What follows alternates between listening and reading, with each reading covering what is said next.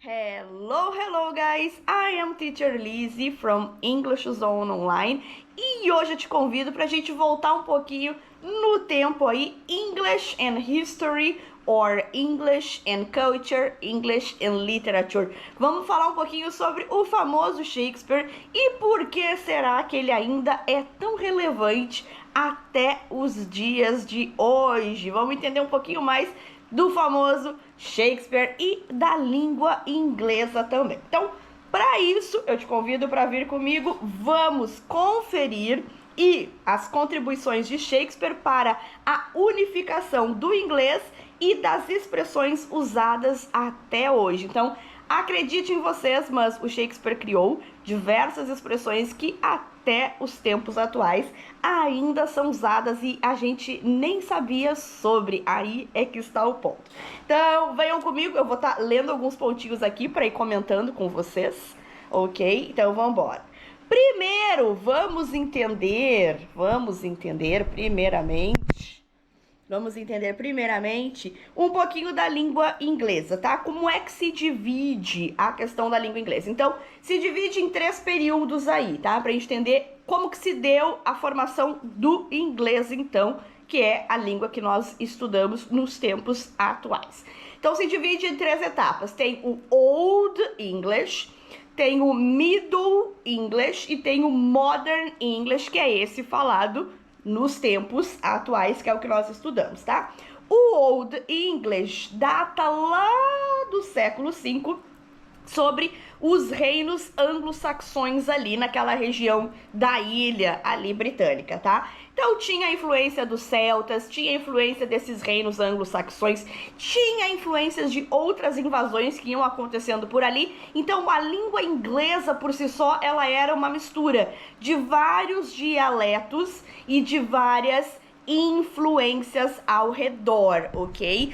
Tanto que, se você quer saber um pouquinho mais sobre esse período aí, tem a lenda do Beowulf, tá? Que até foi feito um filme algum tempo atrás aí com a Angelina Jolie, by the way, ok? Então eu recomendo pra vocês. A lenda do Beowulf é dessa época do Old English, desse inglês mais arcaico, tá? Que seria até algo mais difícil pra gente poder entender atualmente, tá? Porque é bem diferente mesmo, ok?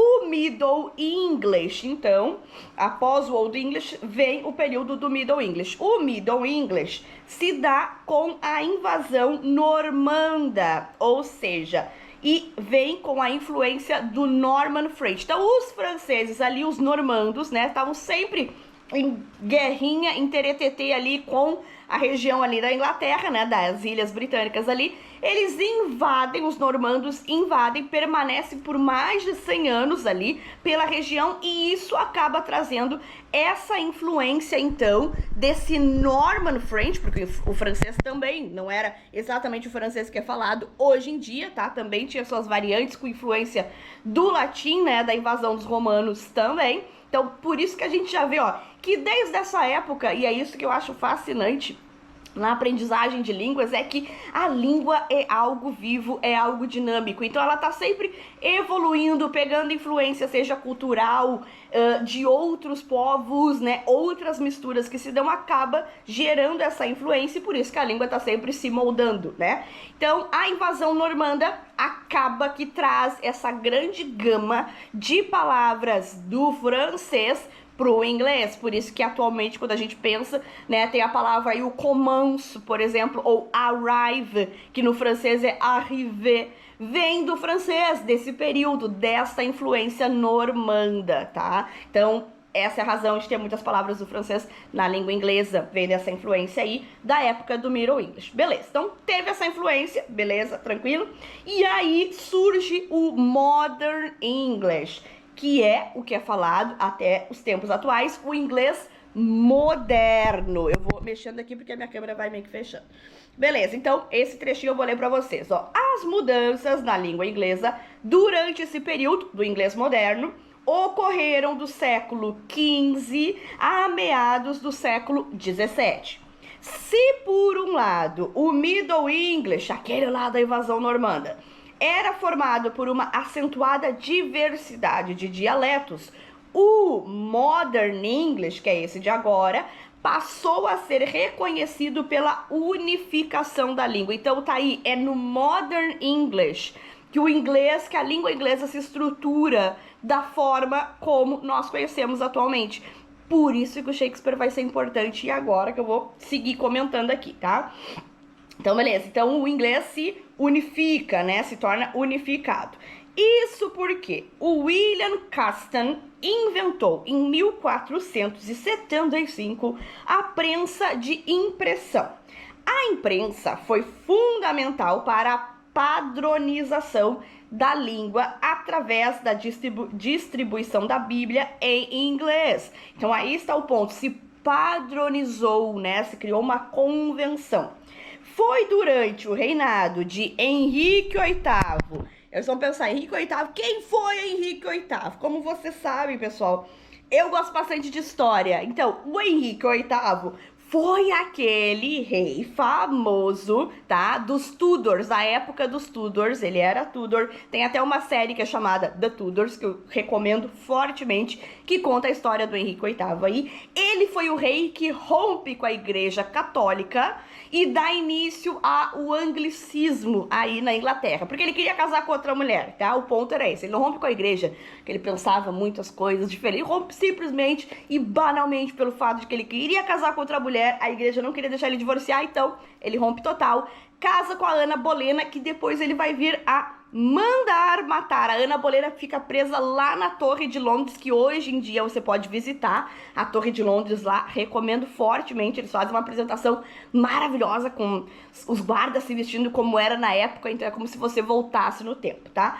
A Ana Bolena nada mais era do que a pessoa que vai ser, né, ela é a mãe da rainha Elizabeth I, a primeira Betinha, aquela que é conhecida como a Rainha Virgem, tá? Só que o ponto é, ela tem uma filha mulher, e o Henrique aqui, o Tudor, ele queria um herdeiro homem. Então, como a Ana Bolena não engravida de menino, ela acaba tendo uma menina, ele quer se desfazer dela. Então, entra todo o enredo ali de traições e coisas e tais, e ele manda matar ela para ele poder casar novamente, tá? Então, esse homem, ele casa várias vezes, e muitas das mulheres, a maioria das mulheres dele morrem, seja porque ele manda matar, ou seja porque elas acabam morrendo, seja em parto, o que for, tá? Então, não foi bom para as mulheres o Henrique VIII, tá? Era bem difícil esse homem aqui.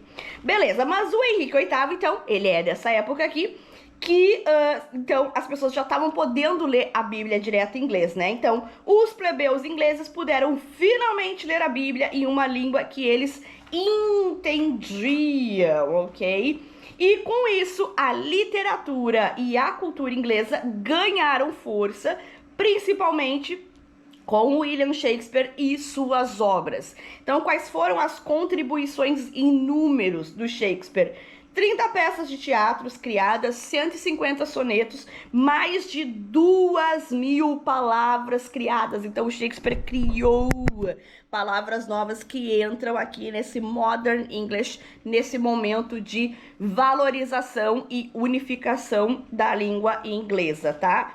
E quem foi o senhor Shakespeare? Então, vou falar bem curtinho, tá? William Shakespeare nasceu em 15 de abril de 1564, 55 anos depois de o inglês se tornar o idioma oficial da Inglaterra. Então, por isso que é um marco importante, tá? Suas obras, portanto, foram fundamentais para unir o idioma, que até então era repleto de variações e dialetos, que dificultavam sua unificação. Então, tá aí, as obras do Shakespeare contribuíram para esse momento aí de fortalecimento da língua no estilo padrão, numa padronização, tá? Pergunta para você, já leu ou já assistiu alguma história chamada O Cravo e a Rosa? Tinha até na Rede Globo uma novela que se chamava O Cravo e a Rosa, e tem diversas peças teatrais com esse nome ou com essa temática, tá? E então, trata-se de uma obra livremente inspirada em uma obra de Shakespeare, The Taming of the Shrew, ou A Megera Domada, tá? Então, assim, ó, até os dias de hoje, nós vemos vários filmes, várias séries, que se elas não trabalham exatamente a obra do Shakespeare, o Hamlet, ou Otelo, Romeu e Julieta, se não trabalha exatamente com o título ali, puxando da obra do Shakespeare, sempre a gente vê obras que são adaptadas e que trabalham com aquelas temáticas que eram, né, envolvidas ali nas obras do Shakespeare. Por exemplo, ó, o famoso filme O Rei Leão, tá? The Lion King, de 1994. Eu assisti quando eu era criança. Um dos maiores sucessos da Disney também foi baseado na obra de Hamlet. Então, o Rei Leão traz a temática de conflito do Hamlet, tá? Da mesma maneira, o pai de Simba foi assassinado pelo seu tio, portanto, o objetivo está centrado na recuperação da própria terra e o trono deixa eu ver onde eu botei aqui, que foram roubados pelo tio. Então, esse conflito que se dá ali no Rei Leão é o mesmo conflito que se dá lá no Hamlet. E aí é um ponto do porquê que as obras do Shakespeare são importantes e relevantes até os dias de hoje, porque se trata daquilo que a gente chama na literatura de tópico universal, ou seja, são aquelas temáticas que sempre vão tocar o ser humano, que sempre vão falar ao teu interior enquanto criatura humana, seja, independente da época que seja lá nos tempos antigos do Shakespeare, seja antes do Shakespeare, seja agora nos nossos tempos atuais. Claro que a forma como a gente enxerga os conflitos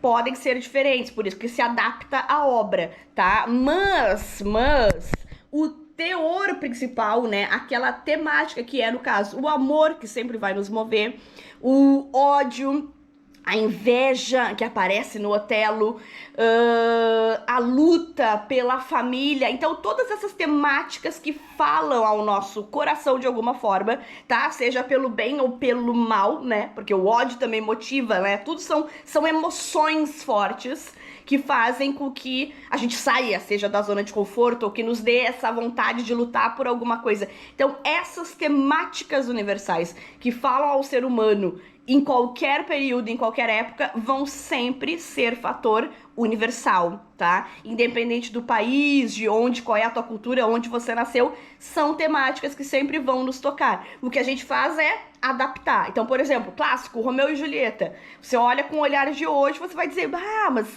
o baque é porque eu sou gaúcho.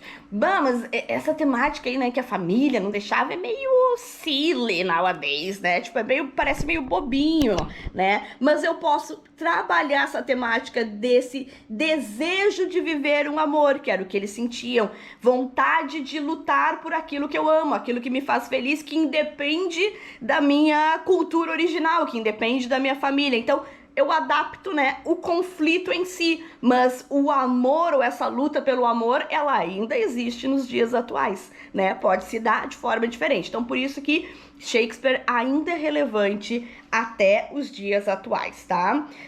Durante a semana, a gente vai estar postando aí palavras e expressões, até vou colocar também no TikTok, palavras e expressões, então, que foram criadas pelo Shakespeare, tá? Só para vocês poderem ver, não vou estender muito mais aqui. Vou falar agora brevemente do Shakespeare's Globe, que é o teatro, né? O teatro do Shakespeare. Então, lá em Londres, você pode visitar o Shakespeare's Globe. Então, é o teatro com base, ele é uma cópia, na verdade, do que seria o teatro na época do Shakespeare, mas eles construíram bem parecido com o que era, só não é o mesmo porque o da época do Shakespeare pegou fogo, tá? E foi destruído, ok? Então diz assim, ó, quem passa pela margem sul do rio Thames, né, do Tamisa, vê esse prédio branco, meio redondo, com vigas de madeira e teto de palha. É o Shakespeare's Globe. Ele é do estilo elisabetano de arquitetura. Então o Shakespeare viveu aí no auge, né, da rainha Elizabeth, que é o período elisabetano. Construído em 1599, o de hoje é uma cópia do da época, em 1613, foi destruído pelo fogo. O que eu recomendo para quem visita Londres, tá? Visitar o Shakespeare's Globe, porque você consegue fazer lá dentro uma tour guiada, direto em inglês, então é da hora, e aí eles vão apresentando como que era, então, porque ele é todo redondinho assim, ele tem aquele formato para que a acústica, né, pudesse ser mais efetiva, dar mais aquela emoção de quem estivesse ali assistindo. Porém, né? Porém, o teatro na época do Shakespeare era visto como algo da classe inferior. Então a elite considerava o teatro como algo da escória. E ele fica localizado bem no Southwark, que é a região sul ali de Londres. Você cruzava o rio Thames, né? O Thames ali, e ia pro teatro, que era aquele lado lá que era visto. Ih, aquele lado sul lá é mal visto. Então os nobres, né? A elite não ia pra lá. E se eles quisessem ver uma peça do Shakespeare, eles chamavam o Shakespeare pra vir performar pra eles, tá? Eles não iam. Mas o povão, a galera mesmo, curtia, né, ir pro teatro, então iam pra lá e aí você consegue entrar ali e ter essa visão de como era o teatro na época do Shakespeare. Então é muito legal porque você acaba tendo uma experiência bem imersiva e parece que você voltou no tempo. Tem até alguns dos figurinos que eles costumavam usar, então você também pode se vestir com os figurinos assim, né, semelhantes ao que era na época. Lembrem que na época do Shakespeare as mulheres não podiam performar, então não podia ter atriz, né, mulher, não era permitido, ok? Até tem o filme Shakespeare Apaixonado que mostra um pouquinho disso, né, que ela não podia performar. Então, geralmente, eram meninos que faziam os papéis femininos, ok? O Shakespeare era um dramaturgo, né, que conseguia falar tanto com a elite, nesse ponto que ele atraía, né, o olhar da elite, quanto ele era alguém que nessas performances vivas, muito intensas, também atraía muito esse pessoal que era considerado a classe inferior, a classe baixa, amava as obras do Shakespeare, porque sempre foi algo muito passional, muito bem escrito, muito bem atuado, e que tinha essa capacidade de conseguir falar com os dois lados, tá bom? Então, é isso, guys. Eu espero que vocês tenham gostado. Fiquem de olho aí para mais dicas de inglês cultura, inglês história, inglês literatura e tudo que a gente possa ver juntos, tá bom? See you, guys. Bye, bye.